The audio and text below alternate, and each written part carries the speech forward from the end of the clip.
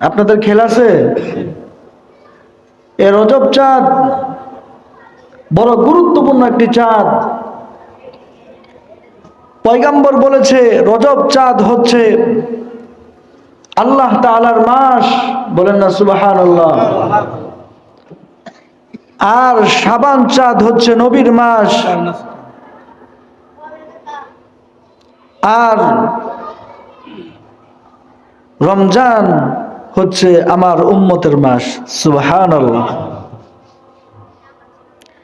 এই যে তিনটে মাস একাধারে বড়ই বরকতপূর্ণ মাস। রজব চাঁদটা শেষ হলেই আবার শাবান চাঁদ, এরপরেই বরকতপূর্ণ মাস রমজান মাস আসতেছে, ঠিক কিনা? এই যে আল্লাহ তাআলা মাসগুলো দিল, কেন দিল? তিনটা মাস আগের থেকে, 2 মাস আগের থেকে রমজান মাসে পাওয়ার জন্য আল্লাহ তার বান্দাগুলোকে সতর্ক করতেছে, তোমরা নিজেদেরকে পরিবর্তন করো, যাতে করে তোমরা রমজান মাস পাওয়ার পর তোমার এই 2 মাস গুনাহ থেকে বিরত থেকে তোমরা রমজান মাসে পরিপূর্ণ মুত্তাকি হইতে পারো। আমি আল্লাহও যেন তোমাদেরকে মুত্তাকি বানাইতে পারি, এই জন্য তোমরা প্রস্তুতি গ্রহণ করো, বলেন না সুবহানাল্লাহ। রজব চাঁদ আজকে আমাদের মাঝে পৌঁছেছে, 2য় সপ্তাহ চলতেছে। রজব অর্থ হচ্ছে সম্মান করা। রজবের আরেকটা নাম হচ্ছে বদির, মানে শুনে কম। কি করে? জোরে বলেন। বদির আমরা বুঝি না, বদির কাকে বলে? যে কানে শুনে না। মাঝে মধ্যে একটু আওয়াজ দিবেন আমার সাথে, তাহলে বুঝবো, আপনারা কথা বলতে সুবিধা হবে। বদির অর্থ কি? আরো জোরে বলেন। কানে কম শুনে, ঠিক কিনা? এই মাসের একটা নাম হচ্ছে বদির, তার মানে সে শুনে না। শুনে না মানে কি? এখানে ব্যাখ্যা হচ্ছে, কোন ব্যক্তি যদি এ রজব মাস পাওয়ার পর রজব মাসের সম্মানে গুনাহ ছেড়ে দেয়, বেশি বেশি ইবাদত করে আল্লাহ নৈকট্য লাভ করার জন্য 5 ওয়াক্ত নামাজ ঠিক মতো আদায় করে, মাঝে মধ্যে নফল নামাজও পড়ে, মাঝে মধ্যে দান খেরাত করে, কিন্তু গুনাহ খুব কম করে। বদির মানে হচ্ছে এই মাসটা গুনাহ বান্দা যদি করেই ফেলে, তারা শুনে না। গুনাহের কথা কি? এই মাস শুনে না, তারা লিখতে চায় না। এই মাসে যত আমলগুলো আছে সেগুলোই লিখতে চায়। তাহলে এই মাসটার সম্মান বেশি না কম? আমাদের জন্য সুযোগ নাকি? কি বলেন? এখন যদি কেউ মনে করে তাহলে রজব মাস যেহেতু গুনাহ করলে লিখতে চায় না, তাহলে রজব মাস, হুজুর বলল সুযোগ তো একটা পাইছি, যত গুনাহ আছে, যত অপকর্ম আছে, যত জিনা করা যায় সব এই রজব মাসে করব, এরকম নাকি? এটা বোঝার উদ্দেশ্য? উদ্দেশ্য হচ্ছে এই মাস এত গুরুত্বপূর্ণ মাস। এই মাস এটাই বোঝাতে চাচ্ছে, বান্দা এই মাসের সম্মানে তোমরা গুনাহ করলে ওটা আমি লিখতে চাই না, কিন্তু যখন করেই ফেলো তখন লিখতে আমাকে বাধ্য। কিন্তু তোমরা গুনাহ করিও না, তোমরা সামান্য ইবাদত করলো, ওই ইবাদতটা আমি পুঙ্খানুপুঙ্খ লিখতে থাকি। সুবহানাল্লাহ। কিয়ামতের ময়দানে আমি রজব মাস তোমার ব্যাপারে সুপারিশ করবো আল্লাহর কাছে। সুবহানাল্লাহ। খুশি না বেজার?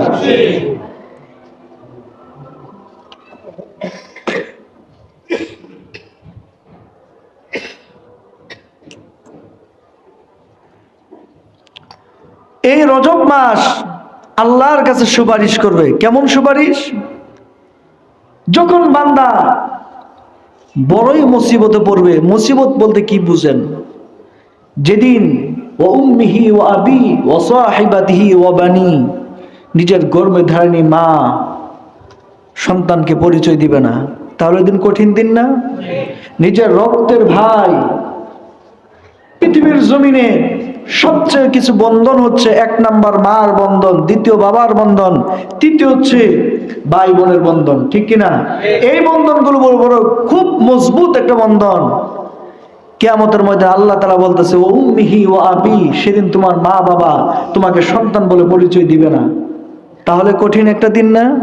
ওয়া সাহিবাতি ওয়া বানি, তোমার আপন রক্তের বন্ধন, তোমার ভাই তোমার বোন সেদিন তোমাকে পরিচয় দিবে না।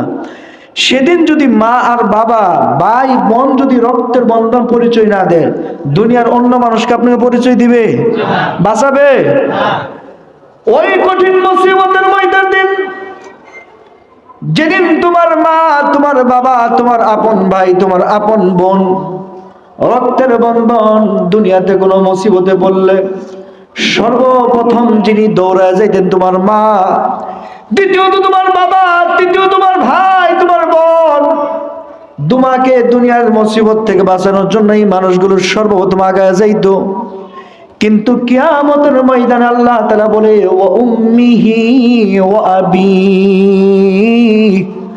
ওয়া সাহিবাতিহি ওয়া বানি, কিয়ামতের কঠিন মুসিবতের ময়দানে তোমার মা, তোমার বাবা, তোমার ভাই, তোমার বোন একজনও তোমাকে বিপদ থেকে বাঁচানোর জন্য আগায় আসবে না।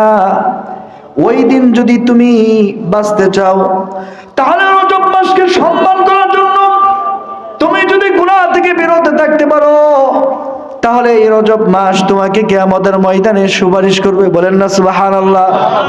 রজব আল্লাহর কাছে বলবে, প্রভু তোমার বান্দারা, আমি রজব চাঁদ উদিত হওয়ার পর তোমার বান্দারা আমার সম্মানে রজব চাঁদের ইজ্জতে তারা গুনাহ ছেড়ে দিয়েছিল, নিজের উপর জুলুম করা ছেড়ে দিয়েছিল, সব কিছু ছেড়ে আমি রজবকে ইজ্জত করার জন্য, সম্মান করার জন্য, তুমি মালিক আপন করার জন্য তারা সমস্ত গুনাহ ছেড়ে ইবাদত বিদ্যে মগ্ন হয়ে গেছিল। আমি রজব চাঁদ তোমার বান্দার পক্ষ নিয়ে তোমার কাছে সুপারিশ করি, আল্লাহ তুমি তোমার বান্দাদেরকে গুনাহ মাফ করে জান্নাতের ফয়সালা করে দাও। সুবহানাল্লাহ। যুবক বাবুজিরা আমার, এই রজব চাঁদে আল্লাহর বন্ধু, আল্লাহর হাবিব মুহাম্মদ সাল্লাল্লাহু আলাইহি ওয়াসাল্লাম, তিনাকে আল্লাহ তাআলা 26 তারিখ দিবাগত রাত্রে পৃথিবীর জমিন থেকে বাইতুল্লাহ থেকে বাইতুল মুকাদ্দাসে নিয়ে গেছে। বাইতুল মুকাদ্দাস থেকে প্রথম আসমানে, ওখান থেকে দ্বিতীয় আসমান, ওখান থেকে তৃতীয় আসমান, এরকম করে সপ্তম আসমান, এরপর হইছে লৌহে মাহফুজ, সিদরাতুল মুনতাহা, সব কিছু পাড়ি দিয়া, দুলুক বুলুক সব পাড়ি দিয়া আল্লাহর সবচেয়ে কাছে নিয়ে যার সাথে পরামর্শ করছে তার নাম মুহাম্মদ। বলেন না সুবহানাল্লাহ। বাবাজিরা আমার, সিদরাতুল মুনতাহা একটা বর্ডার, যে সিদরাতুল মুনতাহার উপরে কোন ফেরেশতা ওখানে যাইতে পারে না। এর উপরে আমার পয়গম্বর রাহমাতুল লিল আলামিনকে এই রজব চাঁদে 26 তারিখ দিবাগত রাতে দুনিয়া থেকে নিয়ে 7 আসমান পাড়ি দিয়ে সিদরাতুল মুনতাহার কাছে জিবরাইল যায় বলে, ও পয়গম্বর, এই সিদরাতুল মুনতাহা কুল বৃক্ষ একটা বলা হয়, এটা বর্ডার। এখান থেকে আমি জিবরাইল যদি এক চুল পার হইতে চাই, আমি জিবরাইল, এখান থেকে নূর বিরাজ করতেছে, আমি জিবরাইল 600 পাখা পুরে সারকার হয়ে যাব, এর উপরে আমি আর উঠতে পারবো না। বলেন না সুবহানাল্লাহ। যেখানে জিবরাইল যাইতে পারে না, এরপর থেকে আমার পয়গম্বর রাহমাতুল আলামিনকে আল্লাহ তাআলা একটা টান দিয়া আল্লাহ তাআলা আরশ আজিমে নিয়ে বন্ধুকে 27 বছর একসাথে কাছে বসে গল্প করেছে। বলেন না সুবহানাল্লাহ। ওই নবীর উম্মত হইতে পারে খুশি না বেজার? এটাই মাসের ঘটনা, এই রজব চাঁদের ঘটনা। এই রজব চাঁদে আল্লাহ তাআলা মেরাজ করাইছে। কেন করাইছে সামনে আলোচনা করব, আজকে ওদিকে আলোচনা না। মনে রাখতে হবে, এই রজব চাঁদে 26 তারিখ দিবাগত রাত আমার পয়গম্বর রাহমাতুল লিল আলামিন নবুয়ত যে তিনি পেয়েছেন, তার একটা চাক্ষুষ প্রমাণ হচ্ছে এই রজব চাঁদের 26 তারিখ মেরাজ। কথা বলেন ঠিক কিনা? এজন্য বাবাজি আমার, এই কথা যদি না বলি অনেকে বলবেন হুজুর রজব চাঁদ চলতেছে, মেরাজের কথাতেই কর না। মেরাজের ঘটনা সামনে আলোচনা করার সময় আছে না? কি বলেন?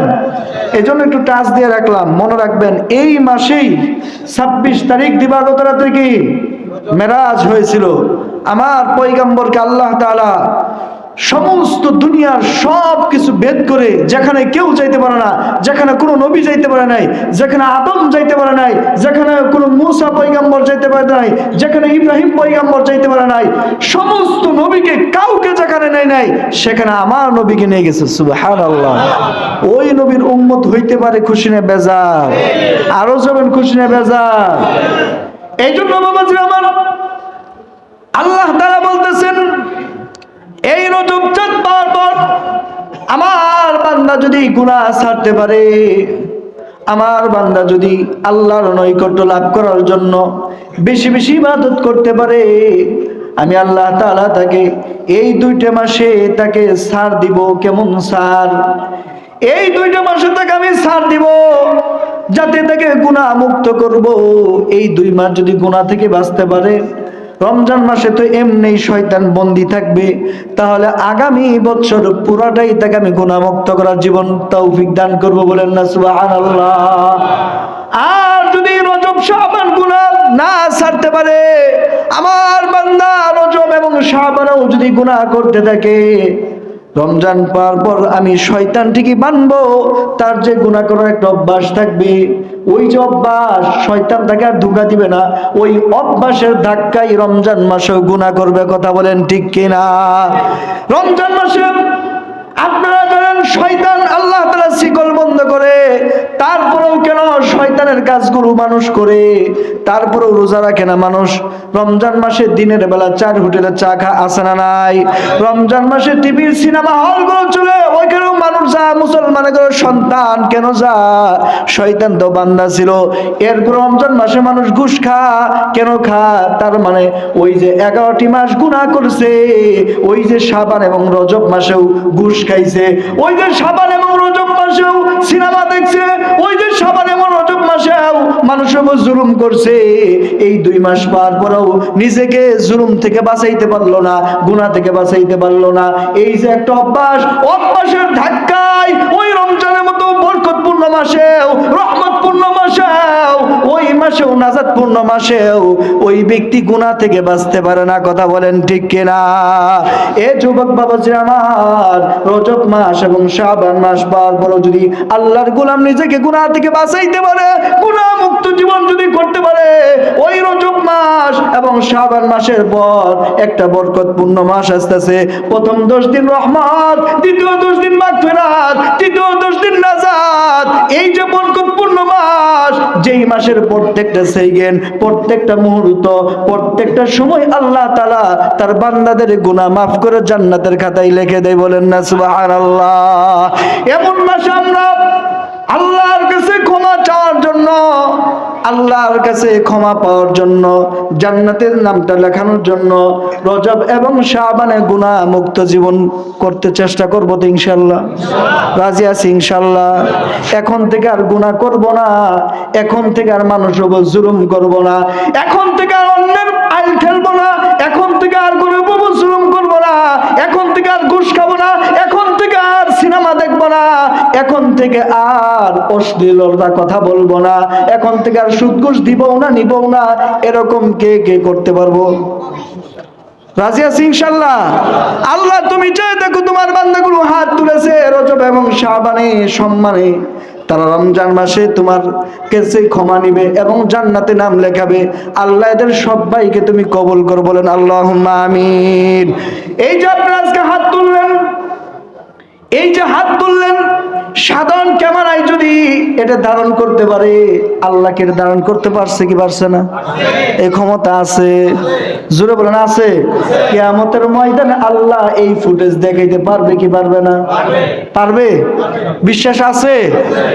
এরকম বিশ্বাস যদি থাকে, দৃঢ় মনোযোগী আল্লাহর কাছে আজকে হাত তুলে থাকেন, হইতে পারে এরকম একটা নিয়ত করছেন ভালো কাজের, আল্লাহ তাআলা এই নিয়তের বরকতে আপনাকে কিয়ামতের ময়দানে মাফ করে দিতে পারে। কথা বলেন ঠিক কিনা?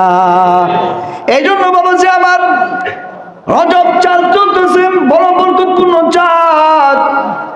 এই চাঁদে আমরা নিজেকে জুলুম করব না, গুনাহমুক্ত জীবন করব। আল্লাহর গোলাম আমার পয়গম্বর রাহমাতুল লিল আলামিন এই রজব চাঁদকে বলছে আল্লাহর মাস। শাবান চাঁদ হচ্ছে আমি নবীর মাস, রমজান হচ্ছে আমার উম্মতের মাস। ও আল্লাহর গোলাম, এই যে একটা কথা বললেন পয়গম্বর, এই কথার উদ্দেশ্য কি? রজব চাঁদ আল্লাহর মাস, এই মাসে তুমি বেশি বেশি ইবাদত করবা। এই মাসে বেশি বেশি ইবাদত যদি করতে পারো, আল্লাহ তাআলা তোমাকে গুনাহগুলো মাফ করে দিবে, তোমাকে সামনে ইবাদত করার মতো সুযোগ করে দিবে, তৌফিক করে দিবে।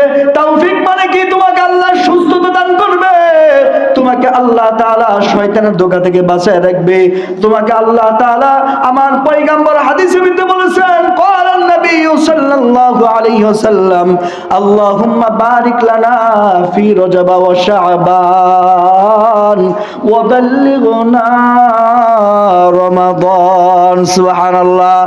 আল্লাহর পয়গম্বর বলছে, কোন ব্যক্তি যদি রজব চাঁদ পার পর গুনাহমুক্ত জীবন করতে পারে, আল্লাহ বলছে আল্লাহর মাস, তাহলে আল্লাহ তাআলা তোমাকে এই মাসে গুনাহ থেকে তোমাকে বাঁচায় রাখবে, তোমাকে সামনে ইবাদত করার তৌফিক দান করবে, তোমাকে নেক হায়াত দান করবে, রজব এবং শাবানের বরকত তোমার উপর বর্ষণ করবে, তোমাকে হায়াত বাড়াইয়া আল্লাহ তোমাকে রমজান পর্যন্ত পৌঁছাইয়া তোমাকে জান্নাতি মানুষ বানায় দিবে। বলেন না সুবহানাল্লাহ। এ যুবক বাবুজি আমার দিকে লক্ষ্য করুন। মুকাশাফাতুল কুলুব কিতাবের ভিতরে ইমাম গাজ্জালী রাহমাতুল্লাহি আলাইহি সুন্দর একটা ঘটনা লিখেছে। ইমাম গাজ্জালী কি ছোটখাটো আলেম ছিল? ছোটখাটো আলেম ছিল? আমাদের মতো ছোটখাটো হুজুর ছিল? ইমাম গাজ্জালী রাহমাতুল্লাহি আলাইহি অনেক বড় একজন ইসলামিক দার্শনিক ছিল, আল্লাহ তাআলার বড় পেয়ারা বান্দা ছিল, মাহবুব বান্দা ছিল।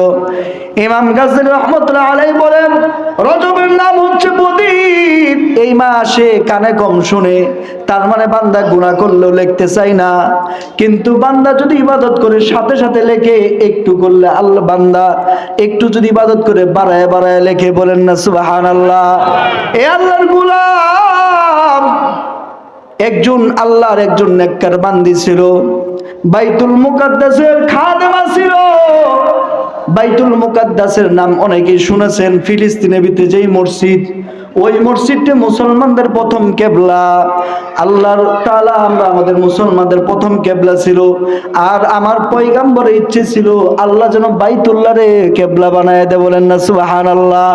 আল্লাহ তাআলা আমাদের জন্য বাইতুল্লাহকে কেবলা বানায় দিল। ইমাম গাজ্জালী রাহমাতুল্লাহ লেখে, ওই বাইতুল মুকাদ্দাসে আল্লাহর একজন বান্দি, সে ইবাদত খেদমত করত, বাইতুল মুকাদ্দাস পরিষ্কার করত, ওখানে বসে ইবাদত করত, আল্লাহর গোলামি করত, ঠিক মতো নামাজ পড়তো, কোন সময় নামাজ থেকে ফারেক হইতো না। আল্লাহর ওই মাহবুব বান্দি সব সময় রেশমি কাপড় পরতো। রেশমি কাপড় নাম শুনছেন? পাতলা কাপড় নাম শুনছেন? রেশমি কাপড় পরতো। কিন্তু রজব চাঁদ যখন উদয় হয়ে যাইত, আল্লাহর ওই গোলাম ওই বান্দি রেশমি কাপড় খুলে মোটা ছালার চটের মতো মোটা কাপড় গায়ে দিত। এই রজব চাঁদ উদিত হওয়ার সাথে সাথে মোটা কাপড় গায়ে দিত, আর মসজিদে সবসময় ইবাদত করত। আর প্রত্যেক দিন সূরা ইখলাস 12 বার পড়তো। কয়বার? জোরে বলেন কয়বার? আরো জোরে বলেন কয়বার?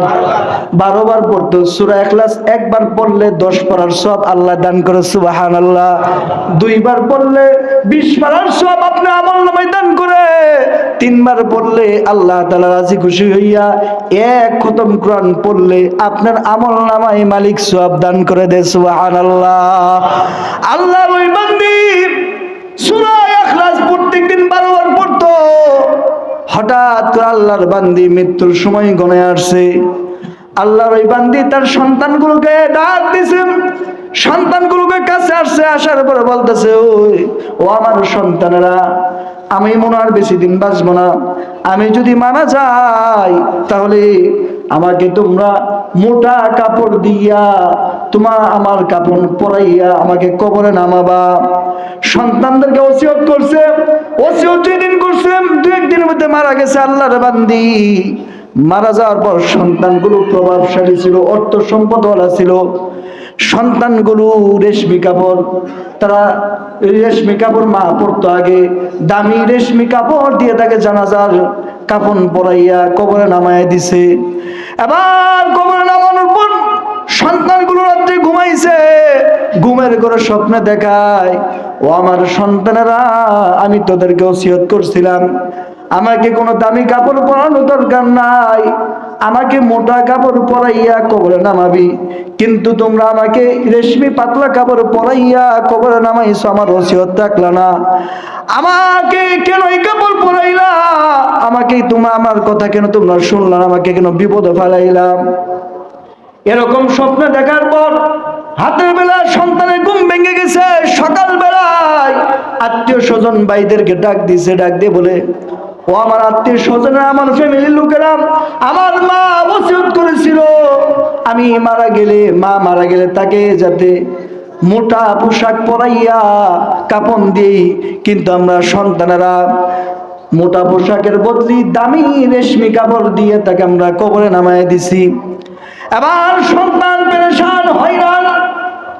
এবার তার মার কবরটা সকলে মিলে সিদ্ধান্ত নিয়েছে খুঁজবে। কবর খুঁজছে, খুঁজে যায় দেখে আগের দিন কবরে লাশ নামাইছে, আগের দিন কবর দিছে মার কবরে, পরের দিন কবর খুঁজছে, যায় দেখে লাশ নাই। বলেন না সুবহানাল্লাহ।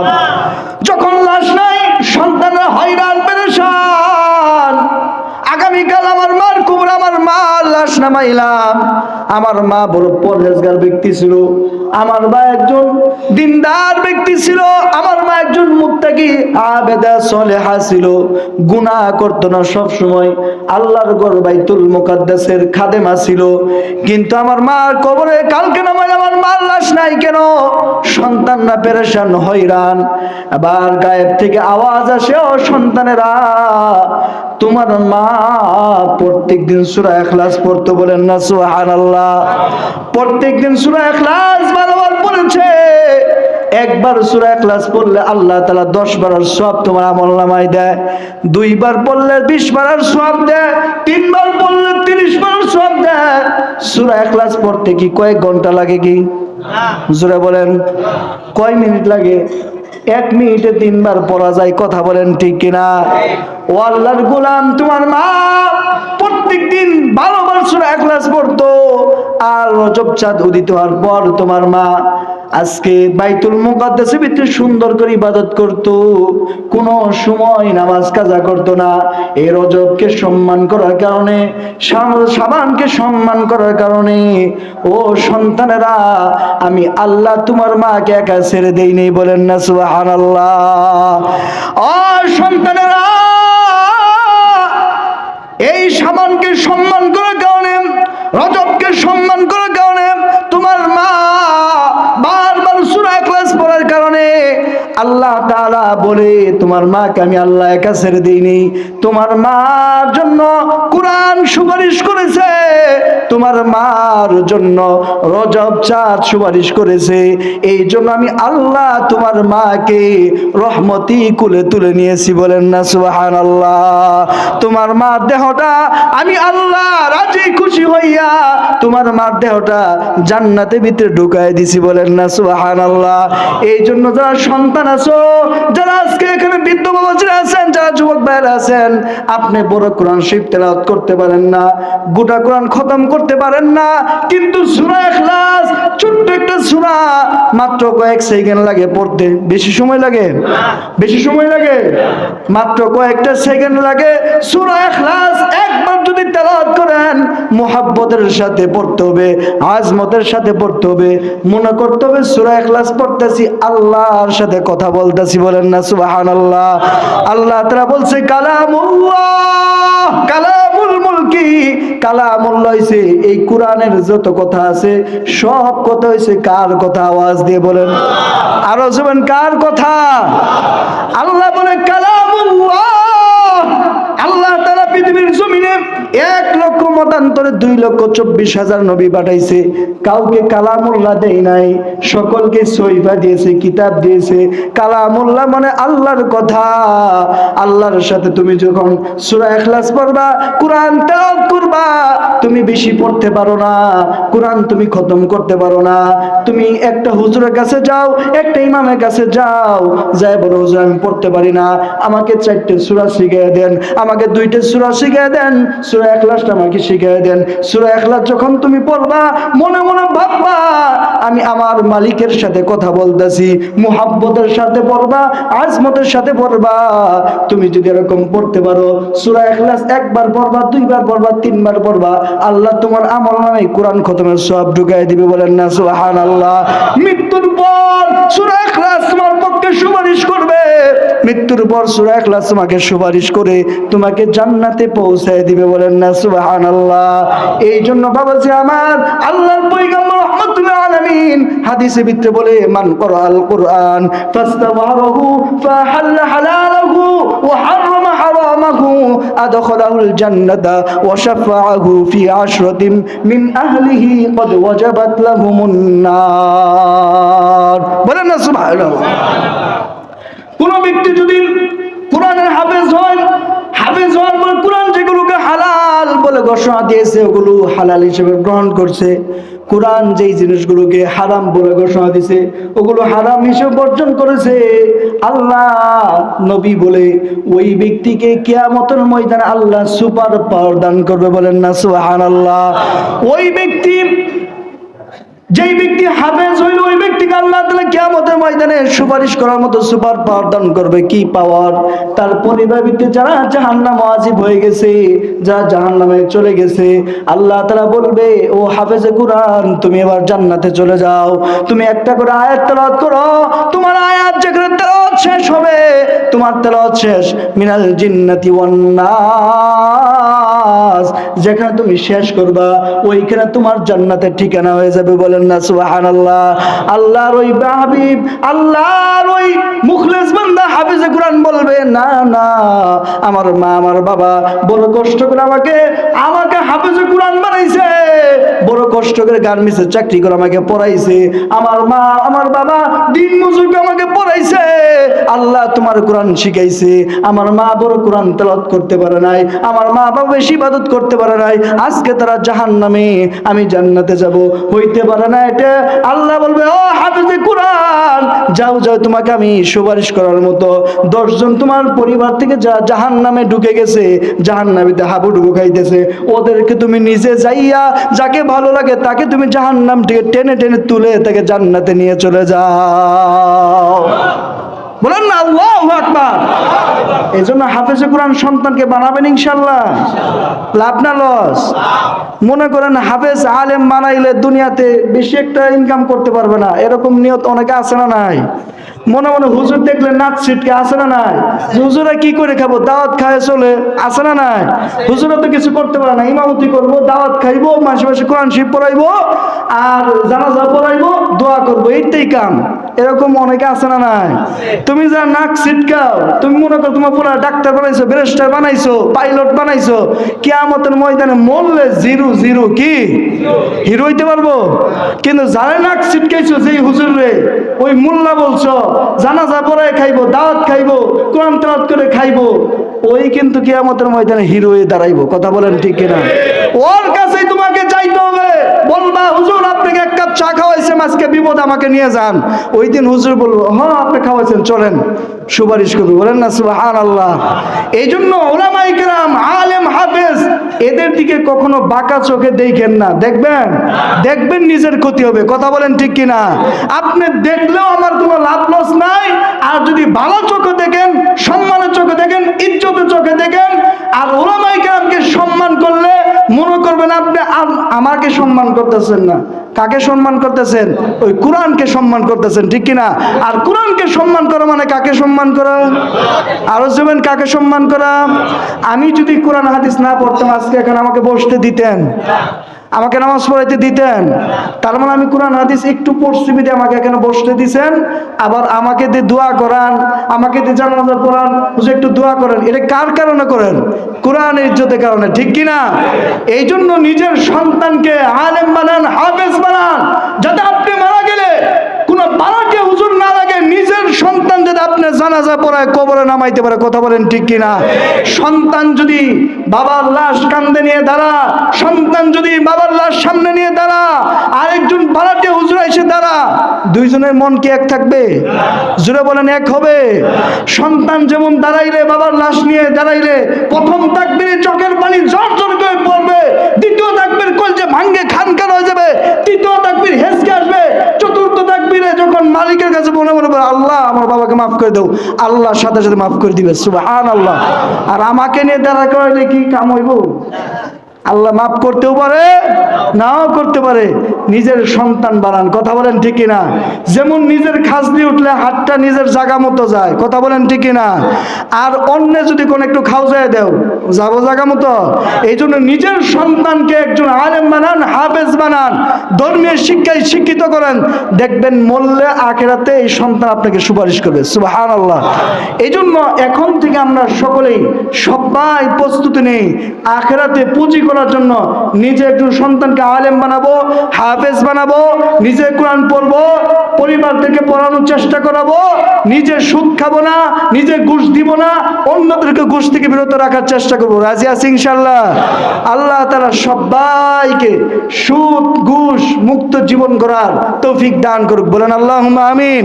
আমাদের সকলের হায়াত বাড়াইয়া রমজান পর্যন্ত পৌঁছার তৌফিক দান করুক। বলেন আল্লাহুম্মা আমিন। আরেকটা কথা একটু বলতে চাইছিলাম, রাগ করবেন?